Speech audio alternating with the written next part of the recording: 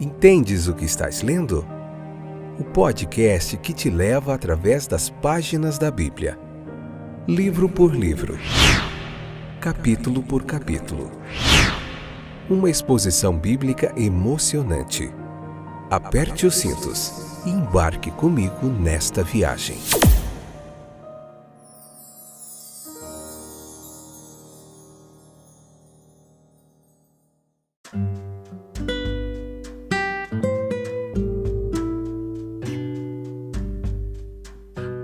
Olá, meus queridos, tudo bem com vocês?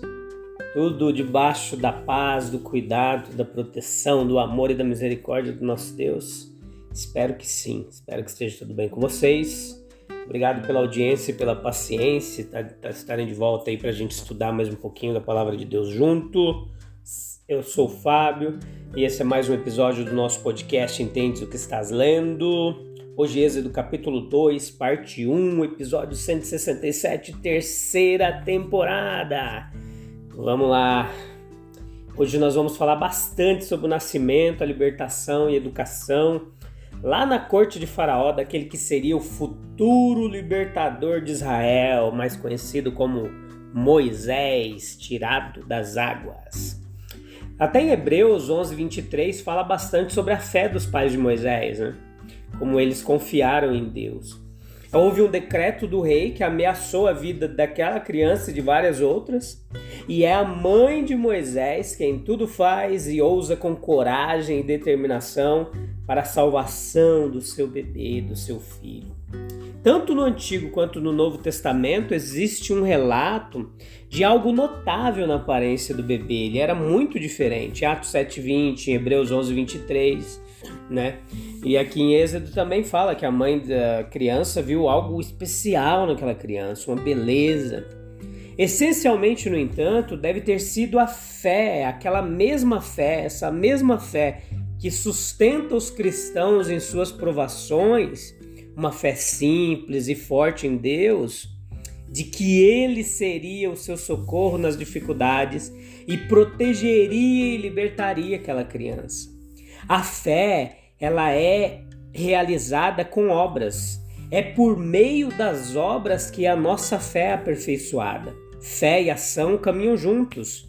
O Tiago nos ensina isso em Tiago 2:22. Então, eles desobedeceram ao decreto de Faraó e esconderam a criança por aproximadamente 3 meses. Por mais terrível que tenha sido esse período de suspense, eles tomaram as medidas com prudência, calma e obteram sucesso. A fé é o segredo do autocontrole. A fé permitiu-lhes, quando a ocultação não era mais praticável, fazer a aventura da Arca de Juncos. O passo era ousado. Se você puder, leia esse capítulo primeiro com calma e oração, no lugar em silêncio, e depois escute essa espécie de pregação expositiva, explanação bíblica, para você entender tudo o que nós estamos falando relacionado ao texto, tá? Então eles deram um passo ousado, ainda mais ousado, construíram aquela arcazinha ali de juncos, colocaram aquele cesto com a criança na água, sabendo que a princesa e suas donzelas usavam aquele local como local de banho. E sob a orientação secreta de Deus, ela se aventurou na esperança de que a beleza e o desamparo do bebê atraíssem a piedade da senhora ali, da filha de Faraó. Então ela colocaria a filha de Faraó como escudo entre seu filho e o mandato do Faraó. Nós aprendemos muitas coisas aqui nesse texto, dentre elas que a fé não é incompatível com o uso de meios para colocá-la em prática. A fé esgota todos os meios possíveis antes de abandonar o esforço. A fé, quando todos os meios se esgotam, ela espera pacientemente em Deus, nos faz esperar pacientemente em Deus. Todos os pais piedosos têm a garantia de, pela fé, colocar seus filhos aos cuidados de Deus. Foi uma dura provação para Joquebede confiar que seu filho estava fora de seus próprios braços, especialmente com aquele decreto terrível do rei pairando sobre a vida dele. mas a fé a capacitou a fazer isso.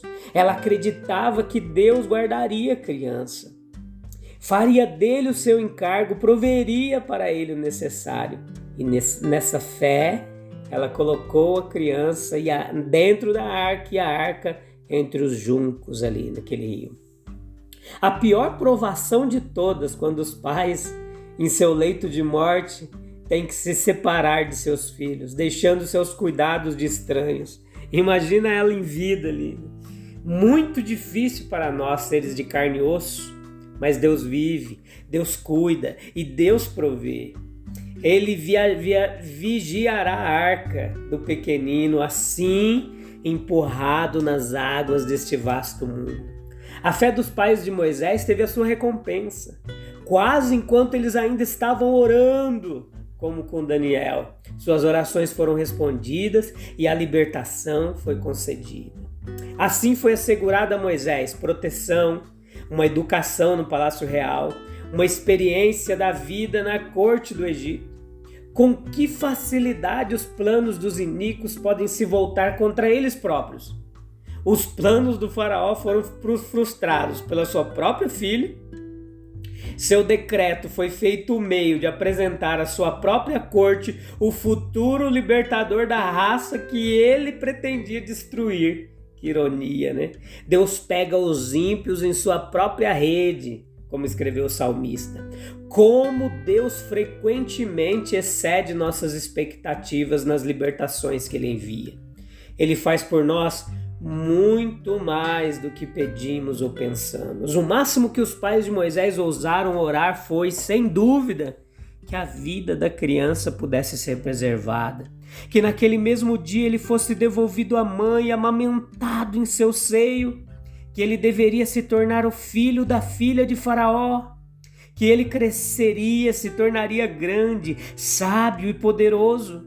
Essa era a felicidade com a qual eles não ousavam sonhar. Mas este é o caminho de Deus. Sim, ele supera as nossas expectativas. Moisés, ele tem uma similaridade com Cristo também. Ele é um tipo de Cristo. Veja comigo que as circunstâncias no início da vida deles foram muito parecidas. Eles tiveram um nascimento de forma meio obscura ali, sofreram perigos na infância, tiveram a proteção do Egito, foram rejeitados pelos irmãos, tiveram um trabalho humilde, a carpintaria no caso de Jesus e a criação de ovelhas no caso de Moisés. As coisas estavam muito ruins quando Moisés nasceu. Ruim para Israel, no que diz respeito ao sofrimento que eles presenciavam. Ruim para o próprio Egito, visto que um homem impiedoso e inescrupuloso estava sentado no trono. Ruim para as perspectivas de Moisés e de toda a geração vindoura. E então não podemos deixar de perceber que o mundo inteiro estava em um estado muito ruim também quando Jesus nasceu. Ele foi exposto ao risco de um Herodes, e Herodes era apenas um dos muitos opressores de mentalidade semelhante. E pior do que qualquer crueldade e opressão de fora, era o estado das pessoas e seus corações. Judeus e gentios estavam totalmente separados de Deus. Romanos capítulo 1 faz tudo o que a linguagem humana pode fazer para nos dar a medida da corrupção e degradação universal. Faremos bem em assinalar no Novo Testamento as muitas coisas que mostram que corações não regenerados, vis, apóstatas, eram aqueles com quem Cristo e seus apóstolos entraram em contato. Então, voltando aqui para o nosso estudo aqui em Êxodo, foi a filha do faraó quem demonstrou a simpatia necessária. Ela sabia bem como o bebê havia sido abandonado e como, embora tivesse sido abandonado, essa arca à prova d'água fora cuidadosamente providenciada para ele. Em algum lugar de Israel, ela pôde ver uma mãe especulando ansiosamente sobre o destino dessa criança. E ela sabia que todas as estranhas descobertas que fizera vinham da política severa e implacável de seu pai. Algumas mulheres, de fato, Em suas circunstâncias teriam dito: é triste que uma criança morra assim, mas meu pai sabe o que é melhor. Deixe isso aí. Mas a compaixão atingiu como uma onda seu coração. Sufocou todos os pensamentos de política egoísta, mesmo que entrassem em sua mente. Lembra quando Jesus diz aos seus discípulos a respeito de uma das dificuldades e dores dos discípulos? Que os inimigos de um homem serão os de sua própria casa. E o princípio parece ser válido na execução dos planos mundanos. Se um homem deseja ser totalmente egoísta, ele também pode encontrar inimigos em sua própria casa, que não serão conquistados, subornados ou persuadidos. O faraó pensa que está fechando todas as saídas para Israel, da maneira mais eficaz, mas sua própria filha abre uma pequena janela, grande o suficiente para um bebê de 3 meses passar. Há muita menção aos seres humanos no jogo dos seus afetos, seus desejos e sua engenhosidade. A mãe, a criança, a irmã, a ama, a mãe por adoção, todas vêm antes de nós, mas não há menção de Deus. Você percebeu? No entanto, quem não sente que o Senhor de Israel, embora não seja nenhuma vez mencionado, ainda é a figura central aqui, comandando e controlando tudo o que acontece. Foi ele quem fez com que Moisés nascesse naquela época específica. Foi ele quem colocou no coração da mãe a necessidade de dispor de seu filho dessa maneira particular. A ensinou a fazer um berço como certamente nunca foi feito antes. Foi ele quem deu à irmã sabedoria para agir como ela agia. Uma sabedoria possivelmente além de sua idade. Foi ele quem virou os pés da filha de Faraó, dela e de mais ninguém, naquela direção particular e não em alguma outra. Todo o seu excelente trabalho está escondido daqueles que não desejam vê-lo, mas quão manifesto, quão maravilhoso e belo para aqueles cujos olhos ele mesmo abriu. Foi ele quem colocou no coração daquela mãe a necessidade de dispor de seu filho dessa maneira particular e a ensinou a fazer um berço como certamente nunca foi feito antes. O Deus, que é o único Deus verdadeiro, opera de uma maneira muito diferente. Trabalha por meios naturais, tão silenciosamente, tão discretamente, que se os homens sábios em seus próprios conceitos, quando estão determinados a ignorar sua presença, mas não há nada que os convença. Temos aqui no compasso de cerca de 25 versículos aqui no capítulo 2, um exemplo encorajador do que mulheres são capazes de fazer. Até agora nesse livro do Êxodo, Deus é visto exaltando a mulher e humilhando o homem. O homem, tanto quanto parece, é colocado diante de nós como uma criatura fraca e contrariada, cruel o suficiente em disposição, mas incapaz de dar efeito à sua crueldade. Até mesmo um rei, com todos os seus recursos, fica perplexo. Mas veja comigo, as mulheres fracas, consideradas, se empenhando em trabalhar para abrigar uma criança indefesa e tem sucesso. Aqui, como em outras ocasiões, a mão de Deus se manifesta, pegando o que é fraco do mundo para confundir os fortes. Que lição, que apelo e advertência para as mulheres.